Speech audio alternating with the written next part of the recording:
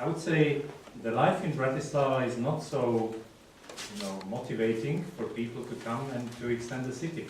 The master plan of the city of Bratislava is counting with something like 7 up to 100,000 people. So it can be twice as big as the city is. The territory is there. On the same territory is whole Vienna. 380 square kilometers. So we don't have the problem with space. We have problems of motivating the people to come and to extend the city. The position of Bratislava regarding the country is maybe similar to Vienna. Vienna is extra, somewhere not in the middle of the country, but on the special position. Right. This is also the problem of Bratislava. But we realized in the last 20 years that people started to move in suburbs.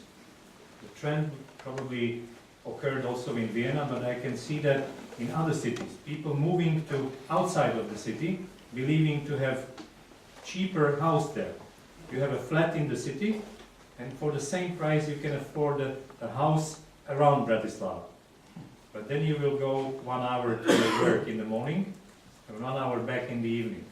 This is what people realize after 1 or 2 or 10 years, now are going back. So the first was to have something. So some of the people moved outside the city.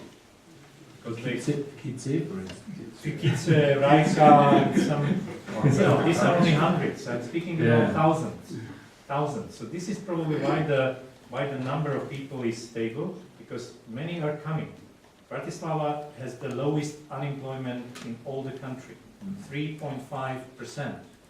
The average in the country is 13. Can you imagine the areas in eastern Slovakia with 20–30% of people unemployed? So they are coming to work in the city. They are living somewhere in the central or eastern Slovakia. This is what we have. We have a huge number of people which are not permanent residents in Bratislava, but are working here in Volkswagen, in other companies, giving them work, because there is no work in the east. So this is if you will count also these temporary residents, you will have much bigger figure for Bratislava. We are now trying to convince many people living in our city to be permanent residents, to go to the police and declare themselves as the permanent residents. One tool is the parking. We say we will prefer residents. But I believe that in 5 years, many people will apply for this resident card because it will be cheaper to park with it. We have some experience. I know the discussions you have in Vienna about parking, so we are coming to this. We are trying to solve it. So no clear answer. Interesting remark from your side. Thanks for that. What regards the students, we have 1/3 of the students' population of Slovakia is concentrated in Bratislava. Oldest university and some technical university, art university. So this is the reason we are really the center. The cultural, economical, social, and political, of course, because we are the capital. So students are coming, and we extended the number of university students very, very much after 1989. Until that time, this was restricted and limited. How many students can apply for universities? Now it's an open space. Nobody's regulating that, and people are coming to Bratislava, where the students are living in the dormitories, built in the communist time. So they are living in dormitories which are managed by universities themselves. Universities are the state, where the state universities, now they are more autonomous, they have the property, they have the autonomy, so ministry is influencing only by the budget. Any other tool is impossible according to law. So they are really independent, autonomous bodies, and many of the students are living on the rent, let's say, yes, rental flats. So they are seeking 3 or 4 students living in one flat. This is not unusual in Bratislava, because there are many new investments which are not full. They are free, and investors are using this as a rental solution for them to get money. So city has no real influence on the universities. What we are trying to do is now to bring the concept of Bratislava as a science city, cooperating with universities and the Slovak Academy of Sciences, presenting a common policy in science, making like a center, science center in the city, in the two parts where the academy and the universities are strongest. So we are supporting the area to become, I would say, Silicon Valley, but in Slovak, extent. But this is the intention where we are cooperating and trying to solve it. No social or other role of the city. GDP per capita. This is a very good question, which is not only the question for Bratislava. I was in Tallinn, which is Estonia, and they say we have the same problem. We are excluded from the European funds because GDP per capita is higher than average. We have 120% in Bratislava of EU average. If you come to the city, you will not see that on the streets. It's a statistics, what I think, because we have all the headquarters of the companies coming to invest in Slovakia. They have the headquarters in Bratislava. So statistically they are counted as if they were producing their products and revenues and profits in Bratislava, but they have the plants in Trnava and other parts of Slovakia.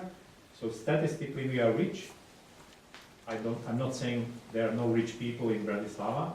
Probably from all over the country, the most important concentration is in Bratislava, but I don't think it's according to the statistics. And why we have so low budget? Another comparison to know where we are living. Slovakia has 17 billion budget, the state budget of the whole country is 17 billion.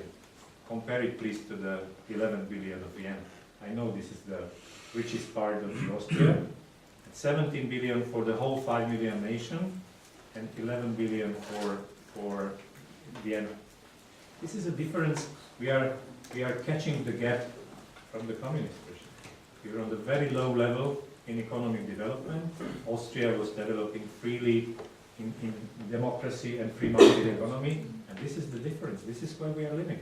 Of course, we have a lower wages in Slovakia than you have here. So you are paying the same person much higher than we do, which is a benefit for the companies coming to invest in Slovakia, but it's the disadvantage for the workers working there. For 850 euros per month, this is the average wage.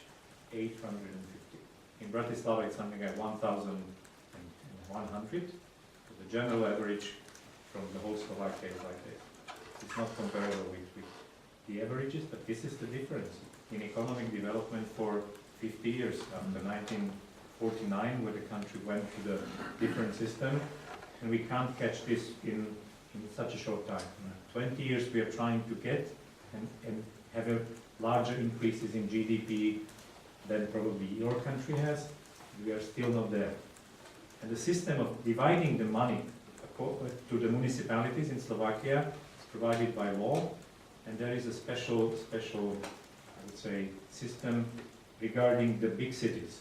So Bratislava is regarded, of course, as a big city in the territory of Slovakia, but if I say one inhabitant is counted 2.5 times to the formula where you give to one inhabitant in small village, 2.5 in big city because of transportation, etc. But if I look to Prague, which has the same origin as we have, we are the part of the same country, they have the 9. This factor is 9. So Prague has the budget on the level like 2 billion euros, having only 1.2 million people. So Czech Republic is somehow valuing their capital much higher than the Slovaks do. This is the question we would solve in discussing the system of dividing the money. But it's a long discussion because you can imagine, if I will say I need more, everybody will say they need more. So this is ahead of us, but we can't survive probably with this much. Part of the answer is also that what you finance for that. You mentioned the example of Berlin. If I look to Prague, they have more money, but they are financing the highways in the territory of the city. We do not. This is financed by the state because this is additional money. If any highway is built in the territory of Bratislava, it will be financed by the state. And then I don't need that money in my